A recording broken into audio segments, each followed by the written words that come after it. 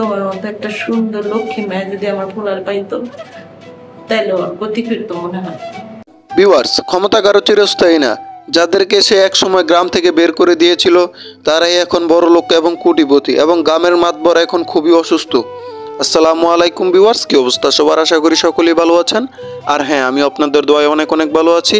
আবার আপনাদের মাঝে নিয়ে আসলাম ইগল টিমের খুবই সুন্দর একটি নাটক, হুজুর ছেলে রাগী 2। 2 নম্বর পর্বটি অলরেডি ইউটিউবে আপলোড করা হয়ে গেছে।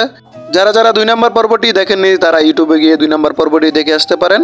3 নম্বর পর্বটি কবে আসবে ভিডিও লাস্টে বলে দেওয়া হবে, সে পর্যন্ত পুরো ভিডিওটি দেখতে হবে। আর 2 নম্বর পর্বটি এখন এক্সপ্লেন করব, সো ধৈর্য সহকারে পুরো ভিডিওটি দেখতে থাকুন। গ্রামের মাতবর এখন ব্যবসায় লসকে পুরোই দিশেহারা।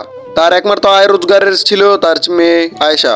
আয়েশা শহরে চাকরি খুঁজতে খুঁজতে তাদের সে লাঞ্ছনা করা সেই ছেলেটির কাছে চলে যায় এবং গিয়ে দেখে সেই তাদের বস, এবং তার বস ছিল ইমানদার। তাকে তার মার জন্য আয়েশাকে বাসায় নিয়ে আসে তার মার দেখাশোনা করার জন্য। তার মা খুবই অসুস্থ। তার বস তার মাকে খুবই ভালোবাসতো, তার মার কাছে কাউকে ঘেঁষতে দিত না।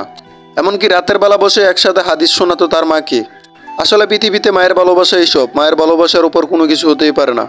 আয়েশা তার বসের মাকে একটু একটু করে সুস্থ করে তুললো, এবং আয়েশা তার বসকে বলে এখন মা তার খুবই সুস্থ, সে এখন চলে যেতে পারে।